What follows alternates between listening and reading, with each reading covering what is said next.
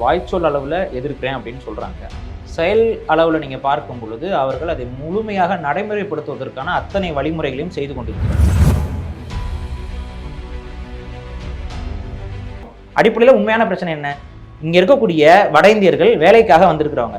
இங்கே வேலைக்காக வந்த அத்தனை வட இந்தியர்களும் வலுக்கட்டாயமாக எஸ்ஐஆர்ல சேர்க்கப்படுவார்கள். வடவர்களை இங்க தமிழ்நாட்டில் வாக்காளர்களாக மாற்றுவதுதான் பாஜகவுடைய நோக்கமாக இருக்கிறது. இங்க ஏன் தேர்தல் ஆணையத்தை விட்டு நான் பாஜகன்னு சொல்றேன்னா,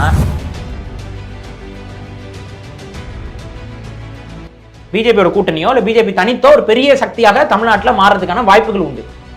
இதை எப்படி இந்த எதிர்க்கட்சிகள் அனுமதித்துக் கொண்டிருக்கு? அதான் சொன்னேன், திமுகவுக்கு அடிபணிஞ்சுக்கிட்டு வாழ்ந்துட்டு இருக்கிற ஒரு கூட்டமா அது மாறிடுச்சு. எதிர்ப்பை உண்மையா வெளிப்படுத்தணும்னா காங்கிரஸ் கட்சி வந்து வெளிப்படுத்தணும். பண்றாங்களா?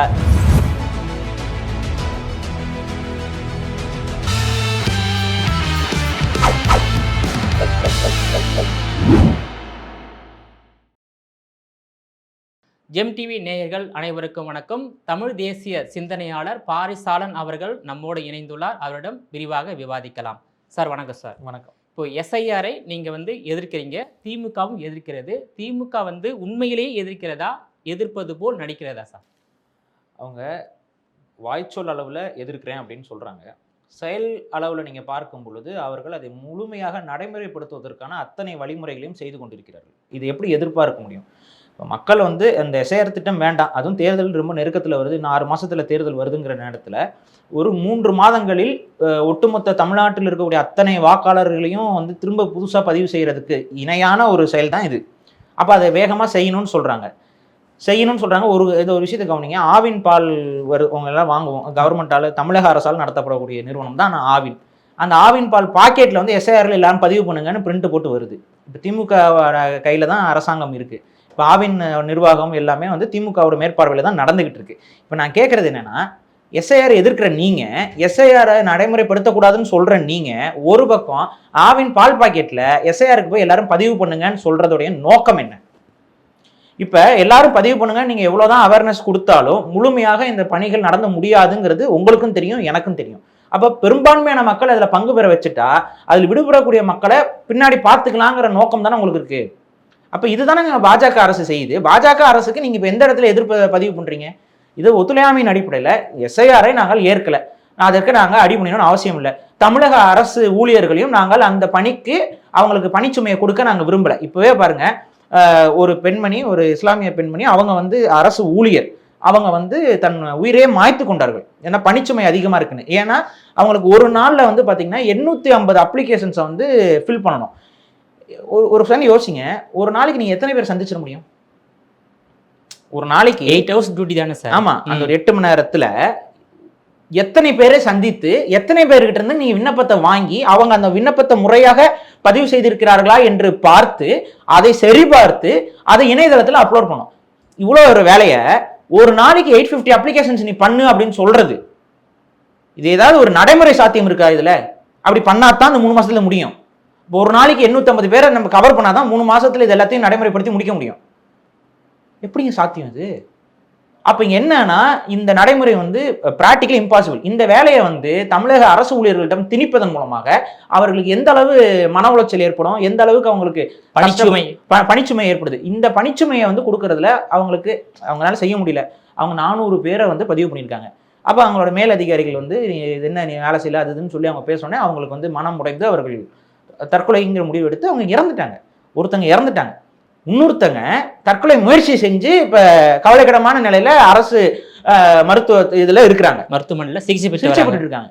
இப்போ இது 2 பேருக்கு நடந்திருக்கு, இனியும் நடக்கும். இந்த இதை நீங்க கண்டினியூ பண்ண இன்னும் பல பேருக்கு இந்த பிரச்சனைகள் நடப்பதற்கான வாய்ப்பு அளவுக்கு அதிகமா இருக்கு. இப்போ நீங்க எதிர்ப்புன்னு சொல்லிவிட்டு ஆவின் பால் பாக்கெட்ல தமிழக அரசு எல்லாரும் போய் பதிவு பண்ணுங்கன்னு சொல்றது நோக்கம் என்ன?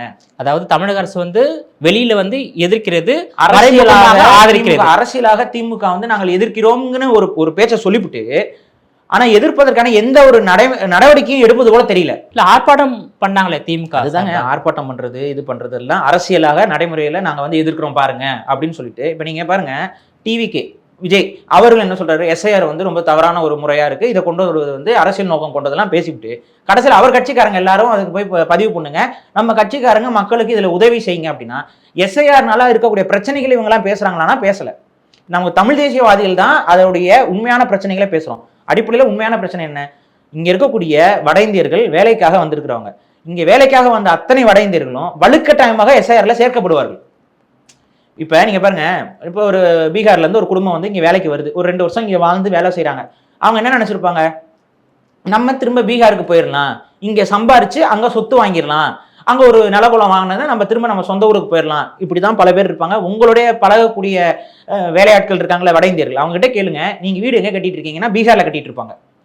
அங்க நிலம் வாங்குறீங்கன்னா ஆமாங்க அங்க நிலம் வாங்குறோம்பாங்க. அவங்களோட நோக்கம் என்னன்னா, இங்க பொருளாதாரம் இருக்கு, இங்க பொருளாதாரத்துல அவங்க வேலைகளை பங்களிப்பு செய்வது மூலமாக இங்க இருந்து பொருளாதாரத்தை ஈட்டி அந்த பணத்துல அவங்க ஊர்ல வந்து நிலையான ஒரு வாழ்க்கையை வாழணும்னு யோசிப்பாங்க. வீடெல்லாம் அங்க வாங்கிட்டு இருப்பாங்க, வீடு கட்டிட்டு இருப்பாங்க. இப்ப இவங்க வந்து இங்க நிரந்தர குடிமக்களா இருக்கிற திட்டம் அவங்களுக்கு கிடையாது. ஆனா இப்ப எஸ்ஐஆர்ல இவங்க என்ன பண்ணிருக்காங்க, பீகார் எலெக்ஷன்ல யாரெல்லாம் பீகார்ல இல்லையோ அவங்க எல்லாம் இப்ப பீகார்ல ஓட்டர்ஸ் கிடையாது. இப்ப இங்க வந்திருக்கக்கூடியவங்க எல்லாருக்கும் அங்க ஓட்டு வந்து போயிருச்சு. எத்தனை பேருக்கு அந்த மாதிரி போயிருக்குன்னு பாத்தீங்கன்னா கிட்டத்தட்ட 65 லட்சம் பேருக்கு. இதெல்லாம் இந்த அரசாங்கத்துடைய தேர்தல் ஆணையத்துடைய அறிக்கை. 65 லட்சம் பேருக்கு வந்து அவங்க வந்து அங்க ரெசிடென்டா இல்ல, அவங்க புலம்பெயர்ந்துட்டாங்க அப்படின்னு சொல்லி அங்க வாக்காளர் உரிமையை ரத்து பண்ணிட்டீங்க பீகார்ல. இப்ப அவங்க இங்க இருக்கிறாங்க. இப்ப தமிழ்நாட்டுல 65 லட்சம் பேர் இருக்க மாட்டாங்க, இந்தியா முழுக்க பரவி இருக்கிறதுல ஒரு 10 லட்சம் பேர் பீகார்காரங்க இருக்கான்னு வைங்க. இப்ப இந்த 10 லட்சம் பேரு இவங்க என்ன பண்ணுவாங்க, அவங்களுக்கு அங்க வாக்குரிமை போயிடுச்சு. சரி, இங்க எஸ்ஐஆர்ல எல்லாரும் பதிவு பண்ணு சொல்லும் பொழுது இங்க இருக்கக்கூடிய பீகாரிகள் என்ன பண்ணுவாங்க, போய் பதிவு பண்ணுவாங்கல்ல, பதிவு பண்ணுவாங்க தான். அப்ப 10 லட்சம் வாக்கு வந்து பீகாரிகளோட வாக்கு இப்ப தமிழ்நாட்டுல ஏற்றப்படுதுல. இவங்க இத்தனைக்கும் பெர்மனன்ட் ரெசிடென்டா இருக்கணுங்கிற எண்ணம் கொண்டவர்கள் கிடையாது, அவங்க முழுசா ஷிஃப்ட் ஆகல. ஆனா இந்த வாக்காளர்களாக மாறுவார்கள். இவங்க இங்க வாக்காளராக மாறினோடனே இவர்களுடைய வாக்கு எந்த கட்சிக்கு போகும்னு கேட்டா, ஒன்றும் இல்லை, உங்களுக்கு சந்தேகமா உங்க வீட்டுக்கு பக்கத்துல வேலை செய்யற பீகாரிகள்கிட்ட போயிட்டு தேர்தலுக்கு எந்த கட்சிக்கு நீங்க சப்போர்ட் பண்றீங்கன்னு கேளுங்க, அத்தனை பேரும் சொல்லி வைத்தது போல் பாஜகன்பாங்க. அப்ப பாஜகவுக்கு வாக்குகளை பெறுவதற்கு இது ஒரு மறைமுக யுக்தியா இருக்குல்ல. ஒரு 10 லட்சம் வாக்கு வந்து எக்ஸ்ட்ரா வந்துருச்சுல, நீங்க கொள்கை பேசி மக்களுக்கு நல்லது செஞ்சு மக்கள் உங்க மேல நம்பகத்தன்மை பெற்று வாக்குகள் பெறுறது ஒண்ணு, மக்களே வாக்குகளே கொண்டு வந்து புதுசா ஆட் பண்ணி அதன் மூலியமா நம்ம ஒரு கோடி வாக்கை வாங்கிடலாம் இந்த முறைன்னு நினைக்கிறது எவ்வளவு பெரிய ஒரு நயவஞ்சக அரசியல். இந்த நயவஞ்சக அரசியலை தான் பாஜக இப்ப பண்ண துடிக்குது. அதை நாங்க எதிர்க்கிறோம்னு திமுக சொல்லுது, டிவிகே சொல்லுது, நாம் தமிழர் கட்சி சொல்றாங்க. சொல்லிவிட்டு ஒட்டுமொத்தமா எங்க கட்சிக்காரங்க யாரும் இதுல பதிவு செய்ய மாட்டாங்கன்னு சொன்னீங்கன்னா, திமுகவுக்கு வந்த வாக்குகள், நாம் தமிழருக்கு வந்த வாக்குகள், விஜய்க்கு எவ்வளவுன்னு தெரியல, என் விஜய் ரசிகர்கள்னு ஒரு கணக்கு எடுத்துக்கிட்டீங்கன்னா அது ஒரு பெரிய தொகை தானே, யாரும் பதிவு செய்யாதீங்கன்னு சொல்லிட்டீங்கன்னா தமிழ்நாட்டு வாக்காளர் பட்டியல்ல 6.5 கோடி பேர் இருக்கிறாங்க அப்படின்னா, இப்ப 6.5 கோடி பேர் இல்ல, வெறும் 2 கோடி பேர் தான் வந்து இப்ப எஸ்ஐஆர்ல பதிவு செய்யறாங்க அப்படின்னா இந்த எஸ்ஐஆர் நடைமுறை ஆகுமா?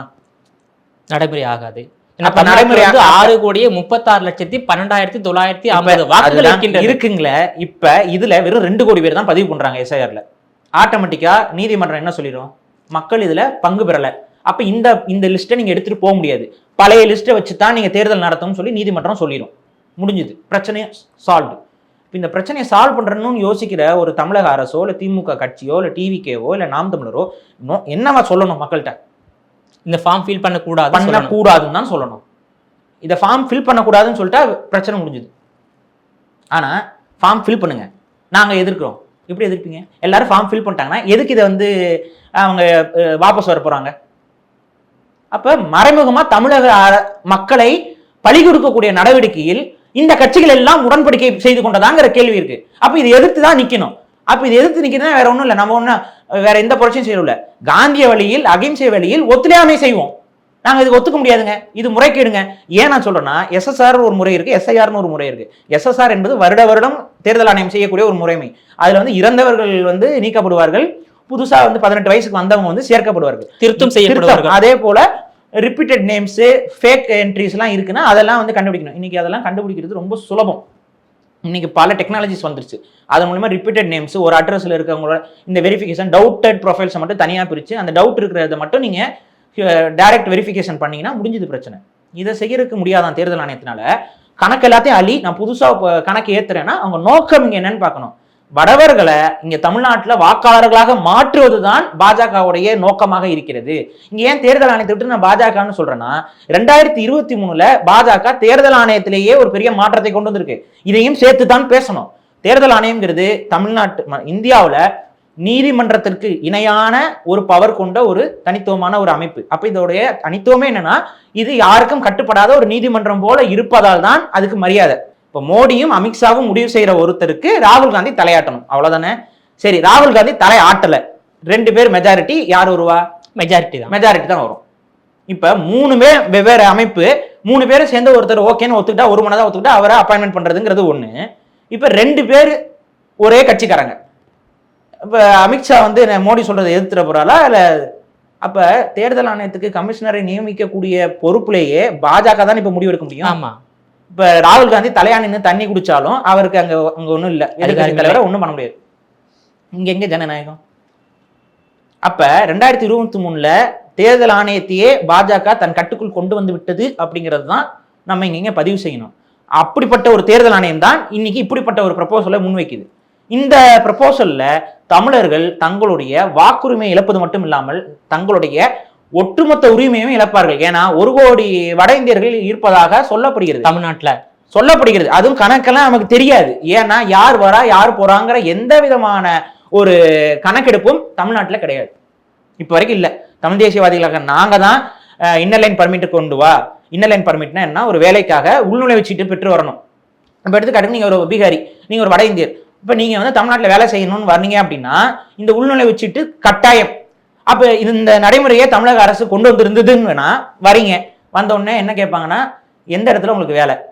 ஒரு இந்த கன்ஸ்ட்ரக்ஷன் கம்பெனி என்ன கூப்பிட்டுருக்காங்க, அந்த லெட்டரை காட்டுங்க. ஓகே, இதுக்கு வந்து அவங்க அனுமதி வாங்கியிருப்பாங்க தமிழக அரசு கிட்ட, இத்தனை பேரை நான் வேலைக்கு கூப்பிடுறேன்னு சொல்லி அனுமதி வாங்கியிருப்பாங்க அந்த லெட்டரு. சரி, அடுத்து வந்து உங்களுடைய ஆதார் கார்டு, அந்த வட இந்தியரோட ஆதார் கார்டு, அந்த ஆதார் கார்டு எந்த அட்ரஸ்ல இருக்கோ அந்த அட்ரஸ்ல இருக்கக்கூடிய காவல்துறையிடம் இருந்து கிளியரன்ஸ் சர்டிபிகேட். இப்போ நீங்க தமிழ்நாட்டில் கிரைம் ரேட் இன்க்ரீஸ் ஆயிட்டு இருக்கு.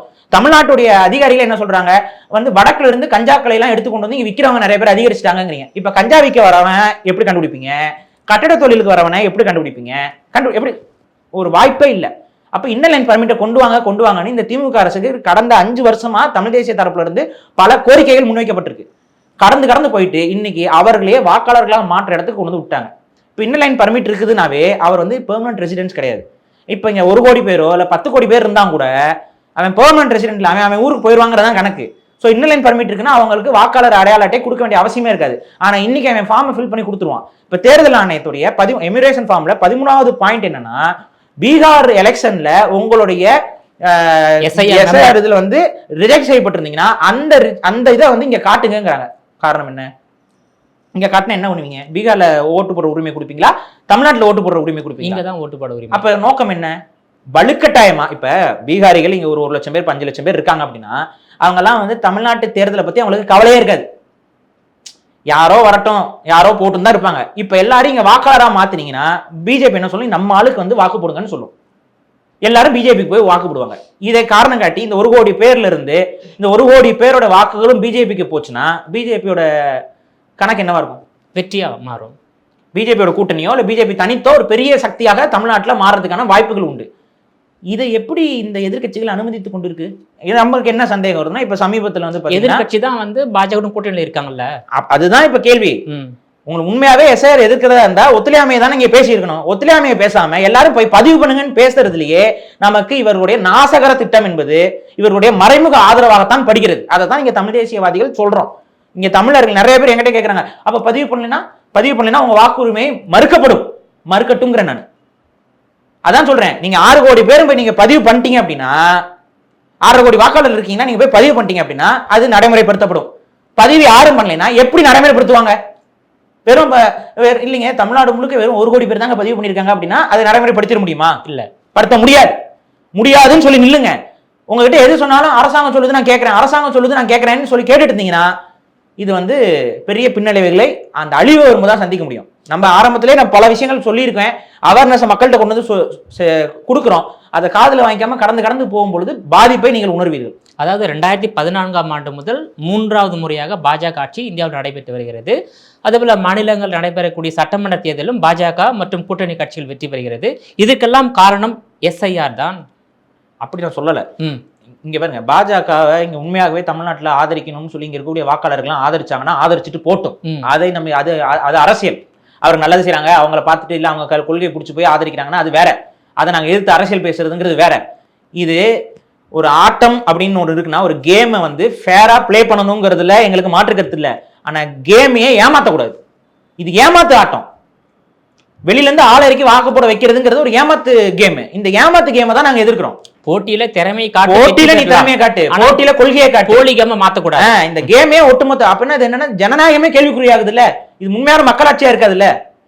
இப்ப இன்னொன்னு பாருங்க, இப்ப இங்க இருக்கக்கூடிய பீகார்ல இருக்கவங்க இங்க வாக்காளரா மாறிட்டான். இப்ப அடுத்த வருஷம் வேற எங்கேயா வேலைக்கு போறான்னு வைங்க, அங்க இன்னொரு மாநிலத்தின் எஸ்ஐஆர் போட்டினா நான் இப்ப கேக்குறதுன்னா என் பிஜேபி காரங்களையே ஒரு 10 லட்சம் பேரை இங்க வந்து வாக்காளரா வாங்குங்க, திரும்ப அங்க போய் திரும்ப அங்கேயும் வாக்காளரா வாங்குங்கன்னு உலட்டி விட்டா இது என்னவாகும்னு யோசிங்க. ஒவ்வொரு மாநிலத்திலும் நாங்கள் எஸ்ஐஆர் பண்ண போறோம். இப்போ தமிழ்நாட்டு வாக்காளர்னு சொல்லி கணக்கு பண்ணி வாங்கியாச்சு. இப்போ வந்து நாங்கள் அங்கே போய் கேரளாவுக்கு போயிட்டு வாக்காளராக மாறுறோம்ட்டு அவன் போய் மாறினானா இதெல்லாம் எப்படி நீங்கள் வந்து ஹேண்டில் பண்ண போறீங்க? எப்படி நீங்கள் வந்து இது பண்ண போறீங்க?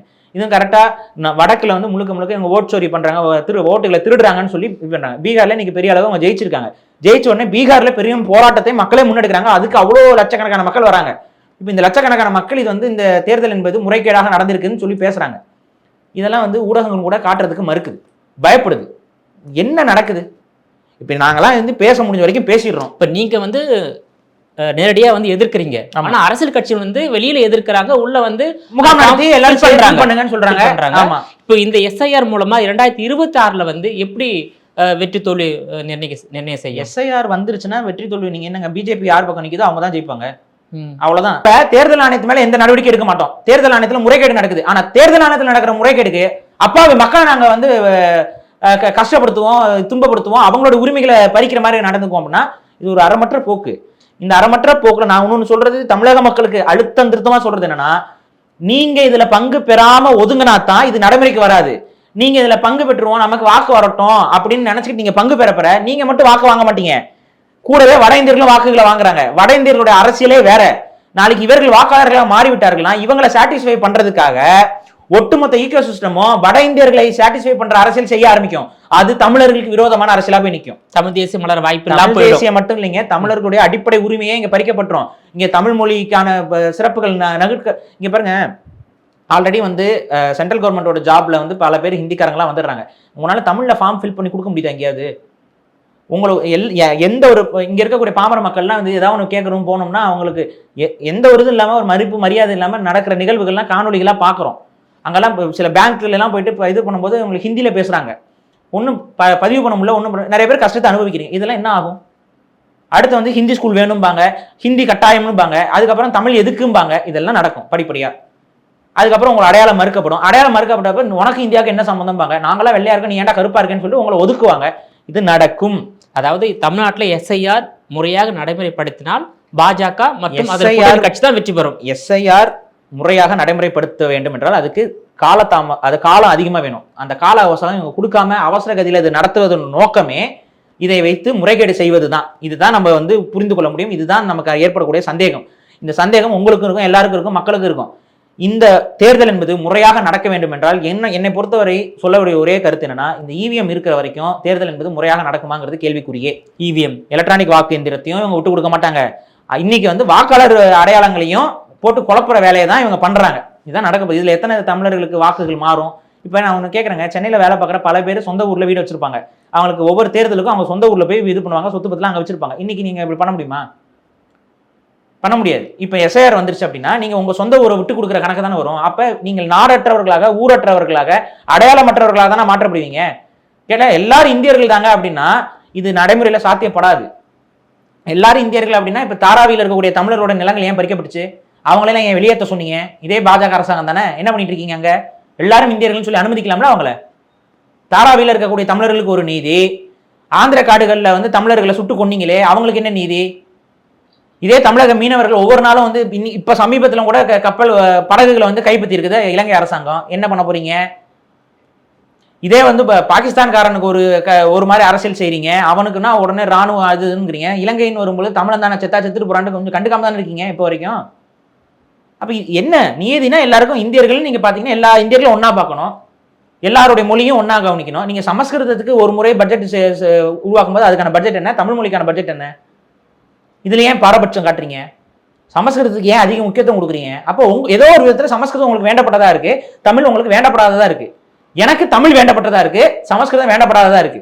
அப்ப நான் தமிழுக்கு தான் முக்கியத்துவம் கொடுக்க முடியும். ஆனா வட இந்தியர்களை கொண்டு வந்து என்னோட மண்ணில் குடியேற்றி விட்டீர்கள் என்றால் தமிழுக்கு நான் எப்படி முக்கியத்துவம் கொடுப்பேன்? அவன் எப்படி கொடுப்பான்? புரியுதுங்களா? அவனும் அழியிறான். இதுல அவனுக்கு நன்மைலாம் இல்லை. அவனும் அவனுடைய வேர் பிடிங்கி இங்க வந்து என்னைக்கு இருந்தாலும் அவனுக்கு இது ஆபத்து தான். என்னைக்கு இருந்தாலும் இது அவனுக்கு அந்நியம் பண்ணு. நாளைக்கு ஏதோ ஒரு பிரச்சனையோ ஏதோ வரும்போது அவன் எங்க போவான்? இன்னைக்கு ஒரு பிரச்சனை வரும்போது அவன் சொந்த ஊருக்கு போறான். சொந்த ஊர்ல உனக்கு சம்பந்தமே இல்லாம ஒரு காலம் ஓடிடுச்சு அப்படின்னா நீ என்ன பண்ணுவ? அங்க அடிபட்டு தான் ஆகணும். இப்ப தாராவில இருக்கக்கூடிய தமிழர்களுக்கு என்ன நடக்குது? அவங்களால தமிழ்நாட்டுக்கு வர முடியுமா? முடியாது. ஏன்னா அவங்களுக்கு எங்க இருந்து வந்தாங்க, எங்க இருந்து போனாங்க, சொந்தக்காரன் யாருன்னே தெரியாம போயிருக்கும். இன்னைக்கு தாராவில இருக்கக்கூடிய தமிழர்கள் அங்க அடிச்சாலும் உதச்சாலும் ஒரு வழி இல்லாம அவங்களுடைய வாழ்வாதாரத்தை இழந்து வாழ்ந்து கொண்டு தான் இருக்காங்க. அந்த நிலைமைக்கு வட இந்தியர்கள் இங்க மாறுறதுக்கு வாய்ப்பு இருக்கு. தமிழர்கள் ஒரு நல்ல மனம் கொண்டவர்களாக இருக்கனால அவங்களெல்லாம் அப்படிலாம் அந்த இடத்துக்கு கொண்டு போய் விடுறது இல்லை. ஆனா சொல்ல முடியாது, பொறுமைக்கும் ஒரு எல்லை உண்டு இல்ல. அதுதான் நான் இங்க பதிவு பண்றேன். இனங்களுக்குள்ள எஸ்ஐஆரை வந்து முற்றிலுமா தடை செய்ய வேண்டும் என்றால், எஸ்ஐஆரை நாம் ஏற்கக்கூடாது என்றால், அது நடைமுறைப்படுத்தக்கூடாது என்றால் நம்ம முதல்ல அதுல பங்கு பெறக்கூடாது. பங்கு பெறாமல் இருந்து வேற என்ன எதிர்ப்பை மத்திய அரசு ஒத்துக்க மாட்டேன்னு கையை கட்டுறது தாங்க ஒரே எதிர்ப்பு. நீங்க போய் அவங்க கிட்ட சண்டை போடணும்னு அவசியம் இல்ல. இப்ப நான் என்ன கேட்கிறேன், எஸ்ஐஆர்ல தமிழக மக்கள் எல்லாம் பங்கு பெறல. இப்ப எஸ்ஐஆர்ல பதிவானவங்க கொஞ்சம் ஒரு 5 லட்சம் பேர் தான். தமிழ்நாடு முழுக்க வெறும் 5 லட்சம் பேர் தான். இது ஒத்துக்க முடியுமா? ஒத்துக்க முடியாது. அது ஆட்டோமேட்டிக்கா நீதிமன்றத்தில் என்ன ஆகும்? ஏப்பா எஸ்ஐஆர்ல மக்கள் வந்து எதுவும் பதிவு பண்ணல, அப்ப எப்படி இதை நடைமுறைப்படுத்த முடியாது போயான்னு சொல்லி நீதிமன்றம் தூக்கி போட்டுமா போட்டுறாதா? போட்டுரும். இதுதான் நடக்கும். ஸோ ஆனா அதை விட்டுவிட்டு ஸ்டாலின் சொல்கிறார், விஜய் சொல்கிறாருன்னு போயிட்டு எல்லாரும் போய் நீங்க பதிவு பண்ணீங்கன்னா இவங்க யாருமே நீங்க கவனிங்க, வட இந்தியர்களை பத்தி வாய் திறக்கல பாருங்க. வட இந்தியர்களோட வருகையை பற்றியும் வட இந்தியர்கள் இங்க குடியாகிறத பத்தியும் திமுகவும் வாய் திறக்க மாட்டேங்குது. வாய் திறக்காது. டிவிக்கேவும் வாய் திறக்க மாட்டேங்குது. நாம் தமிழர் கட்சி மட்டும்தான் இதை பத்தி கொஞ்சம் எதிர்ப்பு பேசுறாங்க. ஆனா அவங்களும் நம்ம வாக்கு போயிருமோங்கிற அச்சத்துல அவங்க என்ன பண்றாங்க, போய் பதிவு பண்ணுங்க, அவங்களும் முகாம் தான் நடத்துறாங்க. இது வேற வழி இல்ல. ஒட்டுமொத்த தமிழர்கள் மக்கள் வந்து தன்னெழுச்சியாக ஒன்றாக நிக்கணும். இதை புறக்கணிக்க வேண்டும். இப்ப நான் புறக்கணிச்சிட்டேன், நீங்க புறக்கணிச்சிட்டேன். எனக்கு வாக்காளர் இல்லைன்னு சொல்லிட்டா இல்லதான். நாளைக்கு இந்திய குடிமகன் நீ இல்லைன்னு சொன்னா நான் இல்லதான். ஏன்னா நாளைக்கு நாடு கடத்தணும்னு நீ நினைச்சுன்னா நீ நாடு கடத்து, என்ன முகாமில் போட்டு சித்திரவதை பண்ணணும்னு நினைச்சுன்னா சித்திரவதை படுத்து. முடியாது. இதுதான் நான் சொல்றேன். இதை மாதிரி ஃபாலோ பண்ற ஒவ்வொரு தமிழனும் முடியாதுன்னு சொல்லுங்க. எல்லா தமிழனும் ஓர் அணியில் நின்று முடியாது என்று சொன்னால் எந்த கொம்பனாலையும் முடியாதுங்க. ஆனா எல்லா தமிழனும் நமக்குள்ள ஒற்றுமை இல்லாம என்னென்ன ஆபத்து நடக்க போகுதுங்கிறது தெரியாம அவங்களுக்கு ஒத்துழைத்து கொண்டிருந்தீர்கள் என்றால் நாளை நீங்கள் அவதிப்படுவீர்கள். இதை தான் நான் இங்க பதிவு பண்றேன். இல்ல நீங்க மட்டும் புறக்கணிச்சிட்டீங்க, எல்லாரும் புறக்கணிக்கும் இல்லையா? அப்படின்னா வந்து ஒட்டுமொத்த தமிழ்நாட்டு மக்களும் வந்து இதை புறக்கணிக்கணும். தமிழக அரசு அதுக்கு வந்து முழு ஆதரவு கொடுக்கணும். ஆமா, அப்படித்தானே? ஆமா. காங்கிரஸ் கட்சி முதலாக இதை வந்து வெளிப்படுத்தி உள்ளது. ராகுல் காந்தி வந்து முழுமையா வந்து எதிர்க்கிறாரு. இதை பத்தி ஒரு கருத்து என்ன சார்? அவருங்க எதிர்க்கிறாங்க. ஆனா இங்க தமிழ்நாட்டு காங்கிரஸ் வந்து ஏன் வந்து எஸ்ஐஆருக்கு எதிராக பெரிய போராட்டங்கள் எதுவும் செய்யல? திமுக செய்து தமிழ்நாட்டு காங்கிரஸ் என்ன வேலை பண்ணணும்ல? வெளிக்கொண்டு வந்தார் ராகுல் காந்தி அவர்கள். ஓட்டுல ஸ்கேம் நடக்குது, ஓட்டுல பிரச்சனை நடக்குது, ஓட் சோரிங்கிற விஷயத்தெல்லாம் ராகுல் காந்தி பேசிக்கிட்டு இருக்காரு. தமிழ்நாடு காங்கிரஸ் என்ன பண்ணிட்டு இருக்கு? அதான் நான் சொன்னேன், திமுகவுக்கு அடிபணிஞ்சுக்கிட்டு வாழ்ந்துட்டு இருக்கிற ஒரு கூட்டமா அது மாறிடுச்சு. எதிர்ப்பை உண்மையா வெளிப்படுத்தணும்னா காங்கிரஸ் கட்சி வந்து வெளிப்படுத்தணும். பண்றாங்களா? எஸ்ஆர்ல பங்கு பெறாதீங்கன்னு சொல்றாங்களே இவங்க. அப்ப இங்க என்னன்னா, இது எனக்கு எப்படி ஓப்பனா நான் சொல்றேன் பாருங்க, இது ஒட்டுமொத்த மக்களுடைய உரிமைகளையும் பறிக்கக்கூடிய ஒரு சதி திட்டம் மாதிரி தான் தெரியுது. நீதிமன்றம் போனால் நீதிமன்றம் தடை விதிக்கலையே. அதுதாங்க நான் சொல்றேன். இங்க பாருங்க, முறைகேடு நடந்திருக்கு. அந்த முறைகேட்டை நாங்க சரி செய்யறதுக்கு எஸ்ஐஆர் கொண்டு வரோம்னு சொல்றாங்க. எப்படி நீதிமன்றம் தடை செய்யும்? தடை செய்யாது. அப்ப இங்க பிரச்சனை என்னன்னா, நீதிமன்றத்தை பொறுத்த வரைக்கும் அவங்க இதுலயும் முறைகேடு நடந்தா நீதிமன்றம் கண்டித்தான். இதுல முறைகேடு நடந்ததுக்கு அப்புறம் நம்ம கண்கட்ட பின் சூரிய நமஸ்காரம் பண்ணி என்ன பிரயோஜனம்? இதுல முறைகேடே கிடையாது. ஃபர்ஸ்ட் இங்க இருக்க வட இந்தியர்களை இங்க வாக்காளர்களா மாத்துறது முறைகேடுல வராது. ஏன்னா அவங்க வந்து நாங்க இங்க வாக்காளரா மாறோம்னு சொல்லும்போது இந்தியாவில் அப்படி எந்த தடையும் கிடையாது. ஆனா இது யாருக்கு பாதிப்பு? நம்ம தான் யோசிக்கணும். திருப்பூர்ல வேலைக்கு செய்ய வந்தவங்க இன்னைக்கு திருப்பூர் காரங்களா மாறிட்டாங்கன்னா நாளைக்கு அந்த இடத்துல கவுன்சிலர்ல இருந்து அந்த இடத்துல வந்துட்டு ஒரு எம்எல்ஏவாக இல்ல நாளைக்கு அந்த திருப்பூர் பகுதியில இருந்து ஒரு மினிஸ்டராக வரக்கூடியவர் யாரா இருப்பாரு? தமிழரா இருப்பாரா, வடக்கத்திக்காரரா இருப்பாரா? இவ்வளவுதான் விஷயம். இப்ப தமிழ்நாட்டுல என்ன அரசியலா இருக்குங்கிறத தமிழர்கள் தான் முடிவு பண்ணணும். இப்ப எஸ்ஐஆர் தமிழ்நாட்டுல நடைமுறைப்படுத்தினால் திமுக ஆட்சிக்கு வராதான்னு நான் சொல்றேங்க. இது வந்து உலக சட்டங்களுக்கு எதிரான ஒரு முறை. இது அதாவது ஆமா, தேசிய இனங்கள் வாழக்கூடிய பகுதியாக தாய் நிலங்களாக அறிவிக்கப்பட்ட ஒரு பகுதியில நம்ம தமிழ் இனம்ங்கிறது ஒரு தேசிய இனம். இது உலக இனத்தால் அங்கீகரிக்கப்பட்ட இனம் தான் நம்ம தமிழர்கள். இத்தனை பேர் கிட்டத்தட்ட நெருங்கி 10 கோடி 12 கோடி தமிழர்கள் உலகம் முழுக்க பரவி வாழ்றோம். ஆனால் நமக்கான தாயகமாக சொல்லப்படுவது 2 நிலப்பரப்பு தான். ஒன்று தமிழ்நாடு, அது இந்தியாவுக்குள்ள இருக்கு. இன்னொன்று ஈழத்துக்குள்ள ஈழம் இலங்கைக்குள்ள அகப்பட்டு கிடக்கு. இதுதான் விஷயம். இதுதான் உலக தமிழர்களுக்கு தெரியும். இது நமது தாயகம். புரியுதுங்களா? நம்ம மக்கள் இங்கே தான் நம்மளோட வரலாறு, நம்மளோட மொழி, நம்மளோட கலாச்சாரம், நம்மளோட பண்பாடு எல்லாத்துக்கான முகமா இங்கே தான் இருக்கு. இதை நீங்க இழந்துட்டீங்க அப்படின்னா நம்மளோட தாயக பூமி போயிடும். இப்போ தாயகத்தை காக்கணும் அப்படின்னா நம்ம தான் மக்கள் புரிதலோட செயல்படணும். தாயகமே இன்னைக்கு பறிப்போகுது. இங்க வந்து குடியேற்றம் செய்யறது வந்து சட்டப்படி குற்றம். புரியுதுங்களா? இப்போ நீங்க பிரிட்டிஷ்காரனை போலாம் திட்டுறோம். ஏன் திட்டுறோம்? அவன் என்ன பண்ணானா இதை தான் பண்ணான். அவன் என்ன பண்ணா, வேற மக்கள் வாழக்கூடிய இடத்துல வெவ்வேறு மக்களை கொண்டு போய் குடியேற்றம் பண்ணிக்கிட்டு இருந்தான். இன்னைக்கு அவன் பண்ண கூத்துல தான் இன்னைக்கு பல நாடுகளுக்குள்ள இனம் சார்ந்த பிரச்சனைகள், மொழி சார்ந்த பிரச்சனைகள் நடந்து கொண்டிருக்கிறதுக்கு விதை போட்டதே பிரிட்டிஷ் அரசாங்கம் தான். இன்னைக்கு வரைக்கும் நம்ம திட்டிட்டு இருக்கிறோம். உலக நாடுகள் இதை உணர்ந்துதான் ஒரு மக்கள் வாழக்கூடிய, ஒரு மொழி பேசக்கூடிய, ஒரு தேசிய இனம் வாழக்கூடிய பகுதியில மற்ற தேசிய இனம் பாரம்பரியமாக இருக்குதுன்னா அது பிரச்சனை கிடையாது. ஆனா வலிந்து இப்ப குடியேற்றம் செய்கிறார்கள் என்றால், வேற ஒரு நோக்கத்திற்காக குடியேற்றம் செய்கிறார்கள் என்றால், அது வந்து it's called as structural genocide.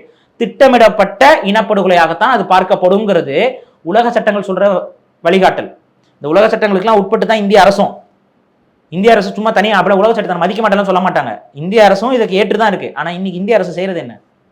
தமிழர்களுடைய தாயகங்களுக்குள்ள வேற மனிதர்களை வாக்காளர்களாக வலுக்கட்டாயத்தின் அடிப்படையில் கொண்டு வந்து சேர்ப்பதுங்கிறது இது ஒரு தேசிய இனத்திற்கு எதிரான ஒரு போர் தொடுக்கக்கூடிய நடவடிக்கை தான். மறைமுகமாக நமது ஜனநாயக உரிமையை பறிக்கிறார்கள். ஸோ 2026 தமிழ்நாட்டில் யாரு வெற்றி பெற வேண்டும் என்ற எண்ணம் உங்களுக்கு இருக்கின்றது? யார் ஜனநாயகம் கூடாது என்ற எண்ணம்? ஜனநாயகம் வெற்றி பெறணும். ஜனநாயகம் வெற்றி பெறணும். யாரு வெற்றி பெறணும்? ஜனநாயகம் வெற்றி பெறணும் அப்படின்னா இங்க யார் வெற்றி பெறணும்? இங்க வந்து என்னை பொறுத்தவரைக்கும் எனக்கு தனிப்பட்ட சில கருத்துக்கள் இருக்கு. தமிழ் தேசியத்தின் அடிப்படையில் தமிழ் தேசிய அரசியல் கட்சிகள் வெற்றி பெறணுங்கிறது தான் என்னுடைய சிந்தனை. தமிழ் தேசிய அரசியல் வந்து நாம் தமிழர் கட்சி வெற்றி பெறும். நாம் தமிழர் கட்சி மட்டும் நான் சொல்ல, தமிழ் தேசிய சிந்தனை கொண்ட நபர்கள் யாராக இருந்தாலும் அவர்கள் வெற்றி பெறணும். புரியுதுங்களா? அதுல நாம் தமிழர் கட்சியும் அடக்கம். தமிழ் தேசிய சிந்தனை கொண்ட கட்சி எந்த கட்சி தமிழ்நாட்டுல? இப்ப நாம் தமிழர் இருக்குது. ஆனா நாம் தமிழர் தனிச்சு நிக்கிறாங்க. தனிச்சு நிற்கும் போது அது வந்து திமுகவுக்கு சாதகமான ஒரு சூழலை உருவாக்கி விடுங்கிறது குற்றச்சாட்டு. நான் அதையும் பல முறை சொல்லிட்டு இருக்கேன். தனித்து நிற்கும் பொழுது இந்த முறை வாக்கு உடைப்பு அரசியல்ல தெரிந்தோ, நீங்க விருப்பப்பட்டு இல்ல, தெரிஞ்சோ தெரியாமலோ அது திமுகவுக்கு சாதகமா போயிடும். அப்ப அந்த சாதகமான செயலை கூட நீங்க செய்யக்கூடாதுங்கிறது என்னுடைய தனிப்பட்ட கருத்தாக நான் தொடர்ச்சியாக வைக்கிறேன். வலுவான கூட்டணியாக மாநில சுயாட்சி பேசக்கூடிய கட்சிகள் ஒருங்கிணைந்து ஒரு கூட்டணியை உருவாக்கணும். அந்த கூட்டணி இப்ப வரைக்கும் இல்ல. அப்படி ஒரு கூட்டணி உருவாச்சுன்னா, அப்படி ஒரு கூட்டணி வந்துச்சுன்னா அதுக்கு நான் ஆதரவா இருப்பேன். இப்ப வரைக்கும் நான் எந்த கட்சிகளுக்கும் பெரிதளவு ஆதரவாக இல்லை. காரணம் என்ன? ஒவ்வொரு கட்சியோட தனிப்பட்ட முடிவுகள் தமிழர்களுடைய உரிமையை பறிப்பதாகவே அமைகிறது. அதிமுக பத்தி உங்களுடைய கருத்து என்ன சார்? அதிமுகவை பொறுத்த வரைக்கும் அதிமுக கட்சிங்கிறது வந்து இன்னைக்கு பாஜக கூட்டணியில் இருக்கு. பாஜக கூட்டணியில் இருக்கக்கூடிய அதிமுகவை நான் கடுமையாக எதிர்க்கிறேன். ஏன்னா இன்னைக்கு எஸ்ஐஆரையும் ஆதரிக்கிறீங்க. எஸ்ஐஆரால ஏற்படக்கூடிய பெரும் பாதிப்பை வந்து உணராமல் இருக்கீங்க. நீங்க வந்து கேட்டா கொங்கு மண்டலத்திலிருந்து வந்த கவுண்டர்னு கூட சொல்றீங்க. கொங்கு மண்டலத்திலிருந்து வந்தக்கூடிய கவுண்டராக இருக்கக்கூடிய நீங்கள் உங்க மக்களுக்கே, உங்க கவுண்டர் சமூக மக்களுக்கு கூட நீங்க துரோகம் தான் பண்றீங்க அதுல. ஏன்னா நாளைக்கு இந்த எஸ்ஐஆர் எல்லாம் நடைமுறைப்படுத்தப்பட்டா கவுண்டர்களுடைய அதிகாரமும் அரசியலும் தான் நிர்மூலமாக போகும். ஏன்னா திருப்பூர் போன்ற மாவட்டங்கள்ல அதிக பெரும்பான்மையில இன்னைக்கு வட இந்தியர் குடியேற்றம் நடந்திருக்கு. இப்ப அவங்கெல்லாம் வாக்காளராக மாறுறாங்கன்னா அவங்க டைரக்டா கவுண்டர்களுடைய வாக்குகளை தான் எதிராக போய் நிற்பாங்க. இது யாருக்கு பாதிப்பு? அதாவது இப்போதைக்கு அதிமுக வந்து பாஜக கூட்டணியில் இருக்குங்கிறதுக்காக உங்களோட அரசியல் எதிர்காலத்தை அறுத்தெறிஞ்சாலும் பரவாயில்லன்னு நினைக்கக்கூடிய எடப்பாடி பழனிசாமி அவர்கள் நம்ம எப்படி ஆதரிக்க முடியும்? ஸோ இதுல இருந்து திருந்தணும். பாஜக கூட்டணியை உடைத்து கொண்டு மாநில சுயாட்சியை நோக்கி நகரணுங்கிறத நம்ம அண்ணாவை நீங்க வச்சிருக்கீங்க. அண்ணாவை வச்சுக்கிட்டு மாநில சுயாட்சிக்கு எதிராக பேசிக்கிட்டு இருக்கிறது என்ன மாதிரியான விஷயம்னு எனக்கு புரியல. ஸோ மாநில சுயாட்சி சிந்தனையில அதிமுக விலகி போறது அதிமுகவுக்கு ஒரு ஆபத்து. அதான் அதிமுக பாஜக கூட்டணி வெளியே வந்து அதிமுக தலைவர் கூட்டணி அமைந்தா நீங்க ஏத்துப்பீங்க. அதிமுக வந்து வெளியில வந்து அது மட்டும் இல்லாமல் தமிழ் தேசிய சிந்தனையோடு தமிழர் தலைமைகளோடு ஒரு கூட்டணி என்பது உருவாகி அது தமிழ்நாடு உரிமை, தமிழர் உரிமையை நிலைநாட்டக்கூடிய ஒரு கூட்டணியாக இருக்கும் பட்சத்தில் அதற்கு ஆதரவு நீங்களும் ஏத்துப்பீங்க. ஆமா, நானும் ஏற்பேன். இதான் நான் சொல்றேன். இதான் உங்களோட விரிவான தகவலுக்கு ரொம்ப நன்றி சார். நன்றி.